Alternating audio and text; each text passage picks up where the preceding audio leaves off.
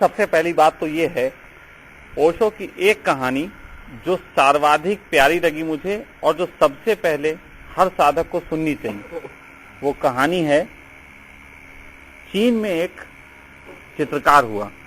कहानियां सुनी होंगी आप लोगों ने, जिन्होंने सुनी हो वो चुप बैठे, क्योंकि आज वो कहानी नए ढंग से आएगी। चीन में एक चित्रकार हुआ जो बहुत अच्छे चित्र बनाए और बहुत सम्मान पाया। तो उसका एक बार भाव उठा कि क्यों ना कोई ऐसा चित्र बनाए जो किसी ऐसे इंसान का हो जो कि भगवान जैसा लगता, कि उसके अंदर से, उसके चेहरे से भगवान टपकता हो। तो उसने बड़ी खोज की और खोज करने के बाद अंततः उसने पाया कि एक हिमालय की पहाड़ी पे एक चरवाहा उसे मिला, जो चरवाहा इतना आनंदित था अपनी भेड़ों के साथ कि उसे परमात्मा का ख्याल भी नहीं था। प्रार्थना और पूजा और मांग जैसी चीजें ही उसके पास नहीं थी, वो अपनी मस्ती में मस्त था। तो उस चित्रकार ने उसके अंदर वो भगवान का दर्शन किया और उसके चित्र बनाए। जब वो चित्र बनाया तो चित्र बनाने के बाद वाकई में वो चित्र ऐसा था जैसे भगवान का ही चित्र हो।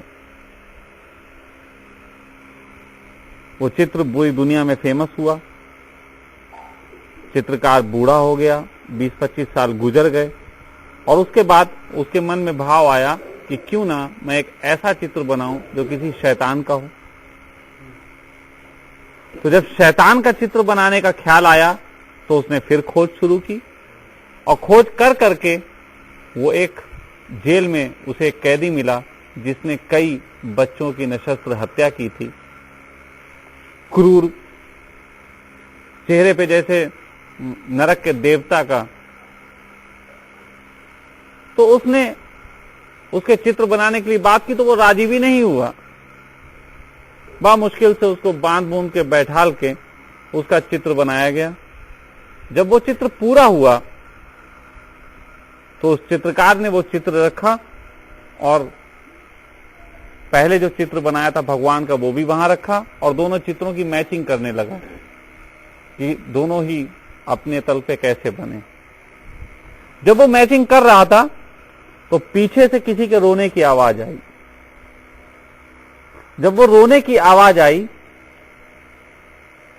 तो उसने पलट के देखा तो देखा वो कैदी रो रहा है जिसका उसने चित्र बनाया था। वो जो क्रूर हत्यारा था वो चित्र देख के रो रहा था। तो उसने उससे पूछा, तुम क्यों रोते हो? उसने कहा, रोता हूं ये देख के कि वो पहला चित्र भी मेरा ही था, कि वो पहला चित्र भी मेरा ही था जो भगवान का था और आज 25 साल बाद नरक के देवता का चित्र भी मेरा ही है। तो मैंने पूरी जिंदगी यात्रा क्या की? भगवान से नरक के शैतान की। वो जो कहानी है, वो कहानी कई अर्थों में देखा जाए हम सबके जीवन में घट रही है। हर बच्चा भगवान का रूप होता है ऐसा हम सुनते हैं और हर बूढ़ा शैतान होता है ऐसा हम देखते हैं। वो कहानी क्यों घटती है? इस घटना पे जब मैंने सोचा तो मुझे एक बात बड़ी अच्छी समझ में आई। गाय के स्तन से जब दूध निकलता है तो वो दूध जो है उसमें मक्खन भी होता है, लेकिन हम आंखों से मक्खन नहीं देख पाते, हमें वो दूध ही दिखता है। लेकिन होता तो है ना उसमें मक्खन, उसमें घी तो होता ही है। उसी प्रकार जब हम पैदा होते हैं तो हमारे साथ भी आत्मा के लक्षण पूरे ही होते हैं, पूरा परमात्मा ही होता है। और बच्चा जब पैदा होता है तो वो साक्षी की ही भावदशा में होता है, लगभग वो पूरे जगत को निहार रहा होता है। उसके अंदर एक तत्व होता है जो जगत को देखने और जानने का तत्व है। साक्षी भी कोई ऐसी चीज नहीं है कि हम ऐसे देखेंगे कि ये पेड़ है और हरा पेड़ है, ये साक्षी देखने का ढंग नहीं है। साक्षी को देखने का ढंग ऐसा है कि क्या है, अद्भुत है सब कुछ, धन्य है हम कि हमने ये जीवन पाया। चारों तरफ की हर स्थिति को देख के जब धन्यता महसूस होती हो और धन्यता के साथ साथ ऐसा चित्त भी हो जाए कि बाहर अगर किसी की हत्या हो रही तो हम बचाने नहीं भागेंगे, किसी को प्रेम किया जा रहा तो हम आंदोलित नहीं हो जाएंगे, गरीब को देख के हम दान देने की नहीं सोचेंगे और रईस को देख के हम गाली देने की नहीं सोचेंगे। जब चित्त ऐसा हो जाए कि देख के आनंदित भी होता हो और किसी भी कृत्य में अपने आप को शामिल ना करता हो, तब साक्षी हुआ। साक्षी की घटना ये नहीं है कि देखना, ऐसे तो हम सब देख रहे हैं, साक्षी की घटना का प्रयोग क्यों करना, हम सब साक्षी तो हैं, लेकिन ये साक्षी नहीं है। साक्षी की घटना कुल मिला के ऐसी है जैसे बच्चे की निर्द्वंद अवस्था। मैं वही सारी बातें बता रहा। तो जब बच्चे का जन्म होता है तो वो इंद्रियां जो हैं उसके ऊपर हावी नहीं होती, उसकी सिर्फ एक ही इंद्री उसके साथ होती है जिसको हम छठी इंद्री कहते हैं। उसकी 5 इंद्रियां उस पर हावी नहीं होती, उसे क्योंकि उन इंद्रियों का कोई पता भी नहीं होता, उसे उस इंद्रियों की कोई मालूमात नहीं होती। वो ऐसा ही होता है जैसे तुम्हारा पूरा शरीर ऐसे करके बांध दिया जाए और कपड़े में लपटा दिया जाए, कान में रुई ठूंस दी जाए, नाक से सांस लेने के लिए ऑक्सीजन का पाइप लगा हो, पेट में भोजन के लिए आपको कुछ अलग से सिस्टम जा रहा हो और आपको बोरे में बंद करके डाल दिया जाए और ऐसे आंख इतनी केवल पट्टी खुली हो तो आप केवल जगत को निहारोगे, कान से कुछ सुनाई नहीं देगा, नाक से कोई आपको ऑक्सीजन लेने की जरूरत नहीं है, भूख की चिंता नहीं है, भूख नष्ट कर दी जाए इंजेक्शन लगा के, तो आपकी स्थिति सिर्फ ये होगी कि आप सिर्फ निहारोगे। बच्चे की स्थिति भी वही होती है कि वो सिर्फ निहारता है। 5 इंद्रियों का सहज स्वीकार छठी इंद्री डेवलप करता है और 5 इंद्रियों को हटा देने से छठी इंद्री मिल जाती है। तो बच्चे की अवस्था ऐसी होती है कि 5 इंद्रियां उस पर हावी नहीं होती, इसलिए वो छठी इंद्री को उपलब्ध होता है। और हम सब की अवस्था है कि 5 इंद्रियां हम पे हावी हो गई, इसलिए छठी इंद्री का हमें कोई पता नहीं है। फिर इन 5 इंद्रियों पे हम कब्जा कर लें तो हमें छठी इंद्री का पता लगता है और वो छठी इंद्री ही साक्षी हो सकती है। वो छठी इंद्री आत्मा ही है, वो छठी इंद्री आत्मा है। अब होता क्या है कि एक बच्चा जो कि बहुत छोटा है, उसके बाद उसकी 5 इंद्रियां अपना काम शुरू करती हैं। वो जगत को निहारता है, उसके हाथ में कोई चीज पकड़ा दो तो वो मुंह देता है, वो मुंह की इंद्री से जानना चाहता है, आंखों से देखता है, हाथ से पकड़ता है, कोई आवाज होती है तो कानों से सुनता है, वो सभी इंद्रियों का सहयोग लेता है। धीरे धीरे उसकी जो आत्मा का बल है वो बल इंद्रियों के पास चला जाता है, वो बल इंद्रियों के पास चला जाता है और धीरे धीरे इंद्रियां अपने आप को इतना बलशाली बना लेती हैं उस आत्मा की ताकत से ही कि फिर इंद्रियां ही अपने आप को मालिक सिद्ध कर लेती हैं। जैसे एक घर में एक बूढ़ा व्यक्ति हो, बहुत सेठ है, कोई बूढ़ा है, कमजोर है, बिल्कुल बिस्तर पे है और वो 5 नौकर रख ले और वो 5 नौकर उनको वो परमिशन दे दे कि तुम पैसे लेके जा सकते हो, खर्च कर सकते हो, पुताई करवाओ, तुम्हारी मर्जी है, घर में जैसा चाहे करवाओ, जो भी किचन में खाने को लाओ, सब नौकरों के ऊपर छोड़ दे। तो हाल क्या होगा? किसी दिन कोई कुंडी बजाएगा, दरवाजा खोलेगा कोई नौकर और वो पूछेगा सेठ जी हैं, तो वो यही कहेगा हम ही हैं सेठ जी। उसी प्रकार वो ही आत्मा की ताकत जो कि सबसे बड़ी होती है, शरीर को, इंद्रियों को वो देता है, वही आत्मा की ताकत इंद्रियों को मिलती है जिससे इंद्रियां काम करती हैं। लेकिन वही काम कर करके इतनी शक्तिशाली हो जाती हैं कि आत्मा कहीं खो जाती है और हम इंद्रियों में ही जीने लगते हैं। एक सामान्य इंसान की स्थिति यह है कि वो इंद्रियों को ही सब कुछ समझता है, उसे आत्मा का कोई पता नहीं। अब ध्यान का जो काम शुरू होता है वो ये है कि कभी कोई हमें ऐसा इंसान दिखता है, कभी कोई ऐसा दिख जाता है, कोई गुरु, कोई सदगुरु, जो हमें ये एहसास कराता है कि ये हमसे बेहतर है। हम स्वाद के पीछे पागल हैं, वो बिना स्वाद के जी रहा है। हम आंखों से अच्छे का रस लेने में मजा ले रहे हैं, वो बुरे में भी अच्छा देख पा रहा है। तो अगर कोई व्यक्ति जीवन में कभी ऐसा मिल जाता है जो इंद्रियां तो रखता है लेकिन इंद्रियों का मालिक प्रतीत होता है, ऐसे किसी को व्यक्ति को देख के पहली बार याद आती है किसी को कि हम भी ऐसे हों, और जब उसकी याद आती है किसी को कि हम भी ऐसे हों, तो फिर एक काम होता है, उससे कहते हैं कि ध्यान के माध्यम से शायद तुम ऐसे हो पाओ। तब काम वो शुरू होता है जो ध्यान का है। ध्यान में आप गौर करो, अगर ध्यान में वही व्यक्ति ध्यानी कहा जाता है जो ध्यान में इतना गहरा जाए कि उसे पांचों इंद्रियों का होश खो जाए और नींद ना आए। अगर ध्यान में तुम ऐसे गए कि हाथ तुम्हारे चलना नहीं चाहते, आंखें देखना नहीं चाहती, खोलने की इच्छा नहीं है, कानों से कोई आवाज आए ना आए कोई चिंता नहीं है, शरीर मृत प्राय है, लेकिन अंदर कोई है जो सोया नहीं है और जग रहा है। अगर आप ऐसी स्थितियों से कुछ दिन गुजरो तो धीरे धीरे आप वैसी ही बात को उपलब्ध होगे जैसे कि पैदा हुआ बच्चा। उसकी भी इंद्रियां होती हैं, काम नहीं कर रही होती हैं, और अंदर का कोई आदमी जागृत होता है। ऐसे ही ध्यानी को कि ध्यानी पड़ा होता है, इंद्रियां कोई काम नहीं कर रही होती हैं और अंदर का कोई इंसान जागृत होता है। ऐसी अवस्था 2-4 बार झटकों से गुजरने के बाद कहीं आभास होता है कि हम शरीर से थोड़ा अलग हैं, हम शरीर के अलावा भी कुछ हैं। और जब ऐसा आभास होता है तब आदमी को कहा जाता है कि अब तुम्हारे अंदर से साक्षी का जन्म हुआ। और जब साक्षी का जन्म होता है तो फिर उसको भी जवान करना है, क्योंकि जन्म अगर हो गया और तुमने छोड़ दिया तो यही इंद्रियां फिर साक्षी की हत्या कर देंगी। तो उस साक्षी को फिर जवान भी करना होता है, उस साक्षी को भी पालना पोसना पड़ता है। अब उस साक्षी को पालने पोसने के लिए जो करना पड़ता है वो थोड़ा समझें। साक्षी पलता कैसे है? आप सब लोग एक बात का आभास करो, सभी आप लोग कल का कोई एक सीन सोचो जिसमें आप दोस्तों से बातें कर रहे हो या आपके साथ 1-2 लोग हों। आप कल का एक सीन सोचो, आप उस सीन में देखो कि आप लोग खड़े हुए हो, दिखाई दिया?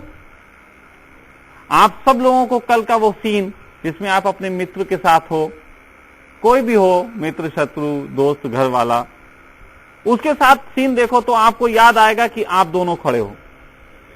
लेकिन कमाल की बात है, अगर आपकी आंखों की तस्वीर ही आपके मस्तिष्क में रहती है तो आपको इस वक्त अपने आप का फोटो कैसे दिखा? सबको अपने आप का भी फोटो दिखेगा, और केवल फोटो नहीं दिखेगा। अब आप ये सोचो कि हम उसी अवस्था में जहां पे खड़े हुए हैं वहां हम ऊपर से देख रहे हैं। अब आपको दिखाई दे जाएगा कि आप ऊपर से हो। अगर आपको मैं कहूं कि दाएं साइड से अपने को देखो तो दाएं साइड से भी आपको दोनों फोटो दिखाई दे जाएंगे। तो जिन्होंने इस बात का पहली बार आभास किया, जिन भी लोगों ने, जिन साधकों ने इस बात का आभास किया कि हमारा मस्तिष्क हमारे फोटो भी ले लेता है, तो उन्हें पहली बार यह हैरानी हुई कि उन्हें लगा कि पूरे जगत में जैसे कि कोई है जो हमें निहार रहा है।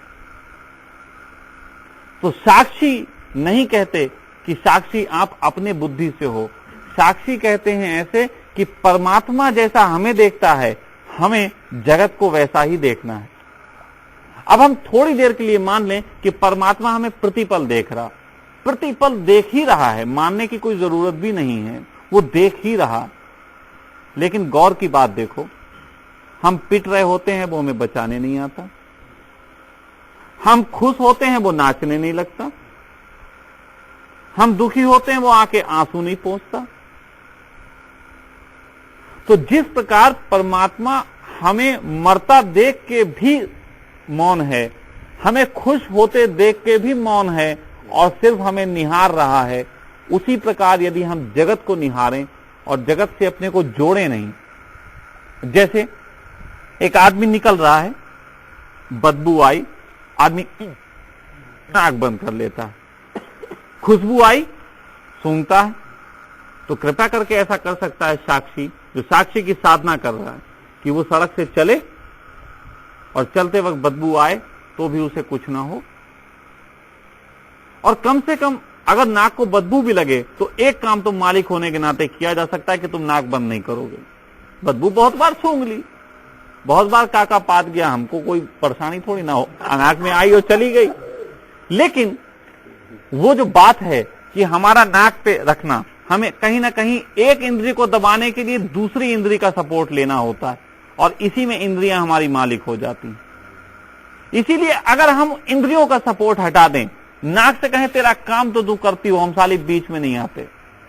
हाथ से कहें कि तेरा काम जो तू करता हो, हम बीच में नहीं आते। कान में अगर कोई आवाज आए किसी की गाली की, कोई प्रतिक्रिया ना करो। साक्षी की साधना पे कह रहा हूं, तुम मुझसे मत कहने लगना कि हमें गाली दे और हम कुछ नहीं करें, हम तो थप्पड़ मार देंगे, क्योंकि हम कोई साधना नहीं कर रहे। तो पहली बात यह है कि साधना करते वक्त, साक्षी की साधना करते वक्त एक ऐसी स्थिति से गुजरना है कि एक आदमी कानों में जो जाता हो अच्छे और बुरे शब्द, उसमें कोई भी भेद ना करे। नाक में खुशबू जाती हो अच्छी और बुरी, उसमें भेद ना करे। सामने तुम्हारा बच्चा गिर रहा है और फूट रहा है, तुम उसको उठाने मत जाओ, और तुम्हारा बच्चा नाच रहा है तुम उसके साथ नाचो भी मत। नहीं तो अक्सर लोग समझ लेते हैं कि नाचना धर्म है और बच्चे की चिंता करना जो है वो भी धर्म है। मैं कहता हूं ना नाचना धर्म है, ना चिंता करना धर्म है। दोनों ही बात नहीं होनी चाहिए, दोनों ही बात बंद हो जानी चाहिए। तो साक्षी की साधना से जब कोई व्यक्ति गुजरता है तो फिर धीरे धीरे वो अपने शरीर से पृथक महसूस कर लेता है, और तब पहली बार जब जान हो जाता है कोई, तब पूरा मालिक होता है। अब वो बुढ़ा, जिसकी कहानी मैं कहता हूं कि वो बूढ़ा घर में पड़ा था और उसने अपने नौकरों पे सब छोड़ रखा था, और नौकर जो भी आते थे उनसे कहते थे हम ही मालिक हैं। अब सोचो, ये बूढ़ा दवाई खा के ठीक हो गया। अब ये बूढ़ा दवाई खा के ठीक हो गया, और अब ये क्या करेगा? क्या नौकर इसके मालिक हो पाएंगे? अब नौकर कह पाएंगे किसी से मालिक हम हैं? नहीं, अब वो नहीं कह पाएंगे। तो इस तरीके से ही जब कोई व्यक्ति पूरी साधना करता है साक्षी की, और वो अपनी सभी इंद्रियों पे मालिक हो जाता है, उसके बाद शुरू होता है कि अब हम मालिक हो गए।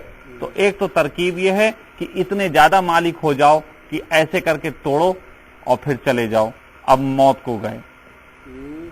एक तो तरकीब यह है कि उस क्षण में साक्षी पूरा हुआ तो मृत्यु आ जाएगी, तुम चले जाओ। लेकिन फिर दूसरे लोग वो होते हैं जिनकी मृत्यु नहीं आती। दूसरे लोग वो होते हैं जो कि जीवन में जीते हुए ही दूसरों के लिए कुछ करना चाहते हैं। ऐसी स्थिति में वो वापिस आते हैं और तथाता को उपलब्ध होते हैं। तथाता क्या है? तथाता है कि जैसे पहले हम अपने स्वाद को मजे ले रहे थे, हाथों के मजे ले रहे थे, सब चीजों के मजे ले रहे थे, सभी इंद्रियों में हम खो गए थे, उसी तरीके से हम दोबारा सभी इंद्रियों के साथ आनंदपूर्ण, स्वादपूर्ण, पूरे तरीके से जागे हुए, पूरे तरीके से सेंसिटिविटी को बढ़ाए हुए अब हम उसके साथ पूरे जीवन को जिएंगे। साक्षी की साधना के बाद शुरू होती है तथाता की यात्रा, और तथाता एक व्यक्ति है जो कि अब पूरे तरीके से उसको जीने लग गया, जिसने किसी भी अब इंद्रिय की हत्या नहीं की, किसी भी स्वाद से लड़ नहीं रहा। वो बदबू का बदबू के तरीके से मजा ले रहा है और या क्रोध कर रहा है, और खुशबू का खुशबू के तरीके से आनंद ले रहा है। वो गंदगी को गंदगी के तरीके से व्यवहार कर रहा है और अच्छे को अच्छे के तरीके से व्यवहार कर रहा है। एक जो आदमी तथाता हो जाएगा वो फिर कैसे निर्णय लेगा ये उस पर डिपेंड करता है। मैं जो भी बातें कह रहा हूं इसमें कोई नियम जैसा नहीं है, तथाता के लिए कोई नियम नहीं। हो सकता है कि एक व्यक्ति तथाता को उपलब्ध हो और वो अच्छा भोजन ना करे और वो संकल्प ले ले कि अब हम भोजन एक सात्विक करेंगे, और एक तथाता को उपलब्ध व्यक्ति ये भी कह सकता है कि अब मैं बहुत आनंद लूंगा जगत का, अब मैं हर तरीके का भोजन करूंगा। तथाता के संबंध में कोई नियम नहीं, तथाता के संबंध में कोई नियम नहीं, सारे नियम हैं साक्षी के संबंध में। हाँ, वो भी फिर मैं कह रहा हूँ सर्व स्वीकार भी नियम तुम बता रहे हो, नहीं सर्व उसके लिए कोई नियम नहीं, वो हर व्यक्ति का अपने स्वभाव से अपने तरीके से निकल के आएगा, उसमें कोई भी किसी दो पे लागू नहीं होगा। बुद्ध का स्वभाव अलग है, महावीर का स्वभाव अलग है, कृष्ण का स्वभाव अलग है, लेकिन तीनों लोग एक दूसरे से राजी होंगे, वो एक दूसरे को बुरा नहीं कहेंगे। और साक्षी की साधना में सबके लिए नियम बराबर हैं। साक्षी की साधना करेंगे तो जो बातें मैंने बताई, जो बातें मैंने कही, वो करना ही पड़ेगा, उसके बगैर साक्षी की साधना नहीं होती। अब एक जो बात आया जिसको सपना ने प्रश्न किया था कि साक्षी की साधना कर रहे हैं, तो जिस वक्त साक्षी हैं उस वक्त तो हम साक्षी हैं, और जिस वक्त हम साक्षी नहीं हो उस वक्त हम करें क्या? तो पहली बात तो यह है कि साक्षी की साधना ऐसी ही समझ लो है कि जिस समय तुमने की तुम साक्षी थे, और जिस समय तुमने नहीं कर पाए, जिस समय तुम्हें नहीं गया, उस समय तुमने जितना कमाई की थी उससे माइनस नेगेटिव मार्किंग हो जाएगी। अगर 1 घंटे की तुमने साक्षी की साधना की और उसके बाद तुम आधे घंटे के लिए खो गए, तो समझ लो तुमने 1 घंटे की कमाई को आधा घंटा कर दिया। वो तुम्हारी ऐसी कमाई नहीं होगी कि 1-1 घंटे की तुम आज 1 घंटे कमा लो, फिर 1 घंटे साक्षी ना रहो, फिर तुम 1 घंटे साक्षी हो जाओ। तो ये समझ लो तुमने एक तरफ कमाया दूसरी तरफ खो दिया, एक तरफ कमाया दूसरी तरफ खो दिया। साक्षी साधना जब चलेगी तो पूरी चलेगी, वो हर एक के साथ बिल्कुल पूर्णता होते चलेगी। और दूसरी एक चीज ये भी बताना चाहूंगा, साक्षी की साधना स्त्रियों के लिए होती भी नहीं है, मैं बताना इसलिए चाहूंगा। और स्त्री इसको प्रश्न को करे तो हम पहली बात तो ये कहेंगे कि स्त्री के लिए है नहीं, इसलिए वो करे ना। और अगर वो इसलिए कर रही है कि सब लोग चर्चा करते हैं तो मैं प्रश्न करूं, तो पहली बात यह है उसके प्रश्न में कोई बहुत बल भी नहीं है, उसका प्रश्न केवल जिज्ञासा ऊपर ऊपर से आ गया है, उसका कोई बहुत नहीं। साक्षी की साधना कौन स्त्रियां कर सकती हैं, इस संबंध में भी बात कहूंगा।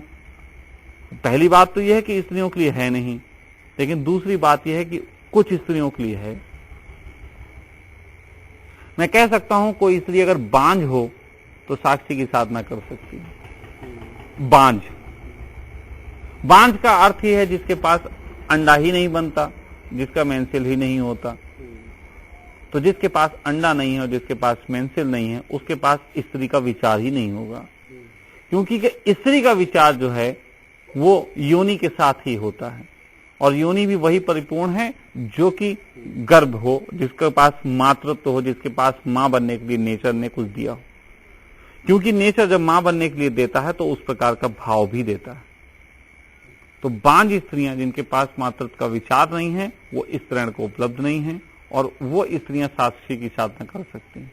तो मुझे बोल सकेंगे? बिल्कुल बोल सकें। तो बुद्ध ने जो है, बुद्ध का तो मार्ग ध्यान का ही था, और वो भिक्षु ने जो थी उनके पीछे बहुत थी, तो वो क्या करती थी? पहली बात तो यह है कि बुद्ध जैसे व्यक्ति, ऋषियों के पास बहुत स्त्रियां रहीं, सब तरीके के जो हैं लोग रहे, जितने भी बुद्ध पुरुष, सबके पास स्त्रियां बहुत रहीं। तो स्त्रियों के संबंध में मैं आपको एक बात बता दूं, कोई भी स्त्री इसलिए बुद्ध के पास जब रही, उसको आकर्षित तो किए बुद्ध, वो बुद्ध के पास रहने को गई, सब लोग ध्यान करते थे, इसलिए कहीं ना कहीं कंपटीशन भी पैदा हुआ। कंपटीशन करने के लिए उन्होंने कहा भी, बुद्ध ने ध्यान करने को कहा भी। लेकिन आप लोगों को एक बात जो आभास में नहीं आती होगी, बुद्ध को देख के आभास में नहीं आती, ओशो को देख के आभास में आ जानी चाहिए। कहते हैं ऋषियों में ये उल्लेख है कि यदि स्त्रियों की संपूर्ण सेवा ले लो तो वो सेक्स से मुक्त हो जाती है। संपूर्ण सेवा, संपूर्ण सेवा कह रहा हूं, संपूर्ण सेवा में उनके साथ जो है आप हर तरीके के व्यवहार करने पड़ेंगे। संपूर्ण सेवा की भी किसी दिन फिर बात करेंगे तो बहुत लंबी बात है। संपूर्ण सेवा का अर्थ भी नहीं होता कि केवल शरीर को भोग लेना।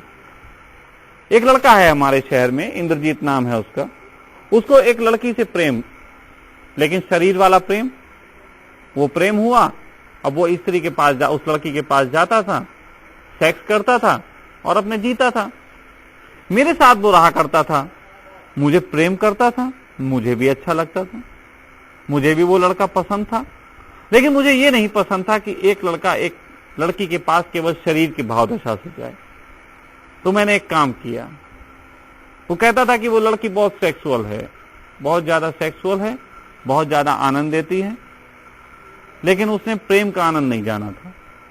फिर मैं उसे अपनी कहानियां सुनाया करता था। मैं कहता था एक लड़की थी जिसे मैं भी प्रेम करता था, जब मैं उसे मिलने जाता था वो खीर बनाया करती थी, और वो खीर में काजू डालती थी और अपने हाथों से खिलाती थी। फिर मैं उससे कहने लगा, कभी कभी मैं जाता था तो अपनी मालिश करवाया करता था, वो स्त्री मेरी मालिश करती थी, बच्चों की तरह मेरे शरीर को सहलाती थी। मैं ऐसे उसे कहानियां सुनाया करता था। कुछ कहानियां असलियत में घटी हैं वो सुनाता था, कुछ कहानियां झूठ बना के भी सुनाता था। गजब का प्रभाव हुआ, क्योंकि वो मुझे प्रेम करता था। और सभी लोग, जगत के लोग जितने भी हैं, सब प्रेम को कल्पना से ही निर्मित करते हैं। जैसे आप टेलीविजन में पिक्चर देखो, सलमान खान जो है मीनाक्षी शेषाद्री को बैठा के मोटरसाइकिल पे लेके जा रहे हैं, तो आप कल्पना कर लेते हो हम भी अपनी गर्लफ्रेंड को ऐसी मोटरसाइकिल पे घुमाएंगे। उसी प्रकार क्योंकि वो मुझे प्रेम करता था, मैं उसके लिए हीरो जैसा था, तो उसने मेरी बातों को अपने मस्तिष्क में बैठा लिया और फिर वो अपनी प्रेमिका से मांग करने लगा, कहता खीर बनाना, आज हम खीर खाएंगे। किसी दिन जाता, कहता कि मालिश, आज मालिश कर दे। वो बिल्कुल वही बातें करने लगा जैसे मैं उसे कहानी सुनाता था। और करते करते 2 महीने बाद वो मुझसे मिला और कहने लगा तुम बहुत बदतमीज हो, तुमने मुझे उस स्त्री से प्रेम करवा दिया। मैं अच्छे खासे शरीर के मजे ले रहा था, कोई टेंशन नहीं थी, अब मुझे प्रेम हो गया। और एक कमाल की घटना घटी है कि वो स्त्री अब पहले जैसी सेक्सी नहीं रह गई। तो मैंने उससे कहा, मैंने कहा ये जो मैंने तुझसे कहा यही ऋषियों के संबंध में है। ऋषियों के पास भी सैकड़ों स्त्रियां रहीं, कृष्ण के पास भी सैकड़ों स्त्रियां रहीं, बुद्ध के पास भी सैकड़ों स्त्रियां रहीं, महावीर के साथ कहते हैं 30,000 स्त्रियां रहीं। इतनी स्त्रियों को भोग नहीं सकता कोई व्यक्ति, भोगने की जरूरत भी नहीं है, मरने की बात तो नहीं है, मरने की बात तो नहीं है, लेकिन भोगने की जरूरत नहीं है। स्त्री जितनी भी ऐसी बुद्ध पुरुषों के साथ रहीं, उन सब का उन्होंने पूरी तरीके से सेवाएं ली और उन सेवा के मार्ग से, उन सेवा के माध्यम से उन स्त्रियों को मुक्त किया और वो अपनी यात्रा पे लगी। बहुत सी कंपटीशन में थी जिन्हें सेवा रस नहीं था, वो ध्यान करने बैठ गई होंगी और जितों ने ध्यान किया होगा कुछ नहीं पाया होगा। यह भी पक्की बात है कि बुद्ध के साथ कोई हो, बुद्ध जैसा चित्त उसे मिल जाए और किसी स्त्री को उसे पैर दबाने की बजाय ये ख्याल आए कि आप मुझे ध्यान बता दें, निश्चित है वो वाहियात स्त्री है, उसे कुछ होने वाला नहीं। पानी का झरना पास में बहता हो और तुम किसी टीवी चैनल पे नहाते हुए झरने के फोटो देखो, ये बिल्कुल वही बदतमीजी वाली बात है। पानी का झरना गिरता हो तो खुद जाके नहा लेने की बात होगी। परम प्रेम बरसता हो, एक बुद्ध पुरुष की संगत मिले और कोई आदमी केवल बुद्ध पुरुष से ज्ञान ले लेना चाहे, ये जरा बेकार की बात हो, और स्त्री जैसे चित्त के लिए तो वास्तव में बिल्कुल बेकार की बात है। स्त्री तो डूबना चाहेगी, स्त्री का स्वभाव दूसरा है। स्त्री बच्चे के साथ भी आप देखो तो वो प्रेमपूर्ण रहती है, वो अलग ढंग से व्यवहार करती है, आपकी तरह व्यवहार नहीं करती जैसा आप व्यवहार करते। स्त्री अलग ढंग से व्यवहार करती। तो स्त्री के लिए साक्षी की साधना जैसी कोई महत्व चीज नहीं है। बुद्ध के साथ भी रही हो और बुद्ध का ध्यान मार्ग भी रहा हो, लेकिन मैं कह सकता हूं करुणा की स्थिति एक ऐसी भी है कि गलत करुणा भी की जा सकती है। करुणा भी गलत टाइप की हो सकती है। करुणा भी ऐसी हो सकती है जो किसी पे इतनी बरस जाए कि साला उसके लिए अमृत जहर जैसा हो जाए। करुणा ऐसी भी हो सकती है कि हम किसी बच्चे की उंगली पकड़ के उसे चलना सिखाएं, और करुणा ऐसी भी हो सकती है कि हम उस बच्चे को खुद गोदी में लेके घूमते रहें। लेकिन एक करुणा से बच्चा चलना सीख जाएगा और एक करुणा से बच्चा अपाहिज हो जाएगा। करुणा ही हो सकती है। करुणा भी अगर गलत पात्र सामने खड़ा हो जाए, बरसेगी तो उस पे भी। करुणा बिल्कुल ऐसे ही है जैसे बरसात बरसना चाहती है, लेकिन अभी स्वामी जी आप अपने खेत में पानी लगा के आ चुके और एक का खेत सूखा पड़ा है। सूखे पे बरसेगी, कृपा हो जाएगी, पानी वाले पे बरसेगी, दुर्गति हो जाएगी। लेकिन बादल को कोई लेना देना नहीं, उसके सामने तो जो पड़ेगा वो बरस देगी। इसमें दोष बुद्ध का बिल्कुल नहीं है। इसमें दोष बुद्ध का नहीं है कि बुद्ध किसी स्त्री पे अपनी करुणा बरसाने में कुछ गलती कर रहे हैं। ये दोष तो बहुत पहले सामाजिक व्यवस्था ने पैदा कर दिया। बहुत पहले सामाजिक व्यवस्था ने ऐसा पैदा कर दिया कि बुद्ध तो देने पे तैयार है, वो तो सबको ही दे देंगे। सामाजिक व्यवस्था गड़बड़ है। तो मैं चाहता हूं और मेरा मानना यह है कि हमेशा धर्म के 2 तल होने चाहिए। एक तल ऐसा होना चाहिए जो धार्मिक लोगों की धार्मिक उन्नति के लिए काम करे, और एक तल ऐसा होना चाहिए जिन धार्मिक लोगों को धार्मिक उन्नति का बहुत आकांक्षा कहते हैं कि अगर नहीं है तो ऐसे धार्मिक लोगों का सामाजिक संगठन होना चाहिए जो समाज को सुधार करे। अगर कोई धर्म केवल बुद्धत्व की बात करता है तो निश्चित ही बुद्धत्व की जितनी भी बातें हैं 1 लाख आदमी सुनेंगे तो 10 को नसीब होगा। 99,990 लोग उसी बातों से भटक के गलत चले जाएंगे और वही लोग ऐसी धारणा पैदा कर देंगे कि एक स्त्री भी ध्यान करने लग जाएगी। लेकिन मेरा मानना है अगर 99,990 लोगों का एक सामाजिक संगठन हो तो ये सामाजिक संगठन कुछ बातों पे चर्चा की जा सकती है, समाज को इतना बेहतर बनाया जा सकता है कि एक स्त्री अपने घर में अपने पति के साथ, अपने पिता के साथ, अपने बच्चे के साथ, अपने भाई के साथ आनंदित हो सकती है और उससे किसी ध्यान की जरूरत नहीं। हाँ बिल्कुल, मैं फिर कह रहा हूं ये भी स्थिति ऐसी है कि स्त्रियां आ जाती हैं तो मजबूरी है, नचाना पड़ता है। अब वरना गड़बड़ क्या होती है, आपको छोटी सी बात बताते हैं। यहां पे निवा आई, पवित्रा आई, मैं बहुत ध्यान कराने में इंटरेस्टेड नहीं था उन्हें, मैं उनको सेवा देने में इंटरेस्टेड था कि वो सेवा सीखें। उन्होंने सीखी, उन्होंने सीखने में ऐसा रहा कि एक पवित्रा ऐसी रही जिसने ध्यान का ज्यादा पकड़ छोड़ के सेवा की पकड़ अपनाई और वो आज भी उस पे है। लेकिन निवा के साथ थोड़ा पुरुष तत्व आ गया। निवा को लगा कि ध्यान स्वामी जी ज्यादा नहीं कराते। उसने कहा ठीक है स्वामी जी, मैं घूमने जाती हूँ, कुछ जरा घूम के आती हूँ। वो बौद्ध मठों में कहीं ध्यान करी, वहां से जाके मुझे फोन कर रही, यहाँ खूब ध्यान हो रहा है। मैंने कहा मरना तुम्हारा है तय तो तुम मरो, जैसे मरना चाहूं। मैं ध्यान नहीं करा रहा था लेकिन उससे ज्यादा कुछ अच्छी चीज दे रहा था और ये वो भी जानती थी कि ज्यादा मजा आ रहा था।